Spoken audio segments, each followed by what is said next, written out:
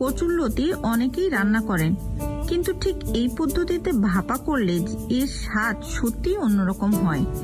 একদম পানি ছাড়া নারকেলের মিষ্টি ঘ্রাণ, চিংড়ির দারুণ ফ্লেভার আর ঝালের অসাধারণ কম্বিনেশন। একবার খেলেই বারবার খেতে ইচ্ছে করবে। আজকে আমি দেখাবো আমার পরিবারের খুবই প্রিয় একটি রেসিপি, কচুরলতির ভাপা। চলুন শুরু করা যাক। আসসালামু আলাইকুম, আপনাদের সবাইকে স্বাগতম আমার কুকিং চ্যানেল মিসেস তরিকুলে। যদি সহজ, ঘরোয়া এবং সুস্বাদু রান্না দেখতে ভালো লাগে তাহলে ভিডিওটি শেষ পর্যন্ত দেখুন, কারণ আজকের রেসিপিটির কয়েকটি ছোট ছোট টিপস আপনাদের রান্নার স্বাদ অনেকটাই বদলে দিবে। প্রথমে চুলায় একটি ফ্রাই প্যান বসিয়ে ভালোভাবে গরম করে নিলাম। প্যান গরম হয়ে গেলে এতে দিয়ে দিলাম প্রায় আধা কাপ রান্নার তেল।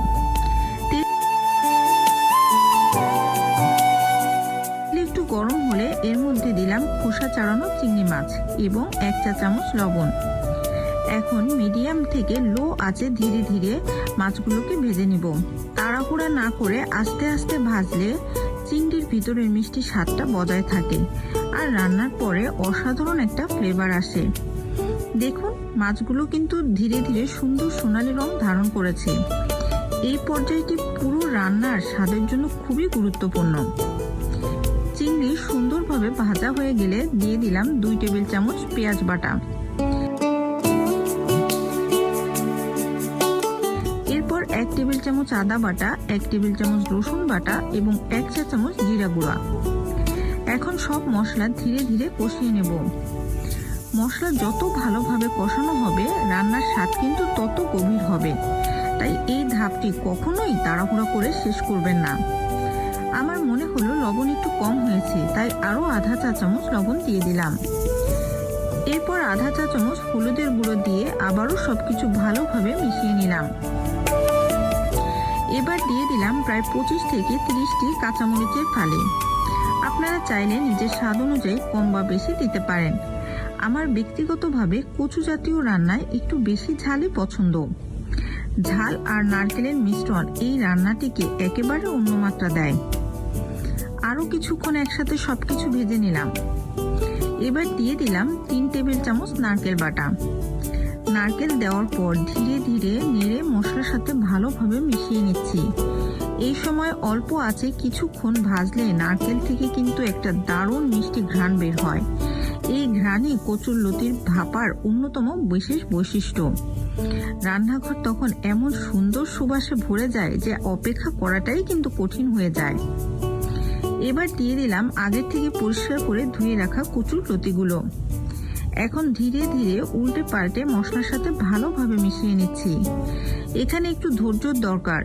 লতির প্রতিটা অংশে যেন মশলা সমানভাবে লেগে যায় সেটাই লক্ষ্য রাখবেন। ধীরে ধীরে দেখবেন লতির রং বদলাতে শুরু করবে এবং মশলার সুন্দর একটা কোটিং তৈরি হবে।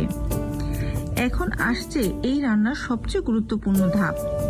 চুলায় একটি লোহার তাওয়া বসিয়ে গরম করে নিলাম। এরপর ফ্রাই প্যানটি সেই তাওয়ার উপরে বসিয়ে দিলাম। খুব সামান্য একটু পানি ছিটিয়ে দিলাম, শুধু যাতে নিচের অংশটুকু পুড়ে না যায়। খেয়াল করবেন এই রান্নায় আমি কিন্তু আলাদা করে কোনো পানি ব্যবহার করছি না, কারণ কচুরলতি থেকে ধীরে ধীরে পর্যাপ্ত পানি বের হবে আর সেই বাষ্পেই পুরো রান্নাটি সম্পন্ন হবে। এই কারণেই তো এর নাম কচুরলতির ভাপা। এবার ভালোভাবে ঢেকে একেবারে লো আঁচে রান্না হতে দিলাম। ভাপে দেওয়ার পর খুব বেশি নাড়াচাড়া করবেন না। মাঝে একবার ঢাকনা খুলে আলতো করে নেড়ে আবারও ঢেকে দিন। দেখুন ধীরে ধীরে লতিগুলো কত সুন্দর নরম হয়ে এসেছে। নারকেল থেকেও সুন্দর তেল বের হতে শুরু করেছে। সব মশলা, চিংড়ি আর নারকেলের ফ্লেভার একসাথে মিলেমিশে অসাধারণ একটি ঘ্রাণ তৈরি করেছে। আর একবার আলতো করে নেড়ে আবার কিছুক্ষণ ঢেকে দিলাম। এভাবে ধীরে ধীরে রান্না করলে লতিগুলো ভেঙে যাবে না, আবার সুন্দর ভাজাও হয়ে যাবে। দেখুন আমাদের কচুরলতি ভাপা একদম তৈরি। লতিগুলো যেমন আস্ত রয়েছে তেমনি মশলাগুলোও দারুণভাবে মিশে গেছে। চিংড়ি, নারকেল আর কাঁচামরিচের এই কম্বিনেশন সত্যিই অসাধারণ। গরম ভাতের সঙ্গে এই রান্না একবার খেলে স্বাদ অনেকদিন মনে থাকবে। আপনারা অবশ্যই বাসায় একবার হলেও এই রেসিপিটি ট্রাই করবেন। যদি ভিডিওটি ভালো লাগে তাহলে একটি লাইক দিয়ে আমাকে উৎসাহ দিন। আপনার মতামত কমেন্টে জানাতে ভুলবেন না। আর এমন আরও সহজ ও সুস্বাদু ঘরোয়া রেসিপি পেতে মিসেস তরিকুল চ্যানেলটি সাবস্ক্রাইব করে পাশে থাকুন। আল্লাহ হাফেজ। আবার দেখা হবে নতুন একটি সুস্বাদু রেসিপি নিয়ে।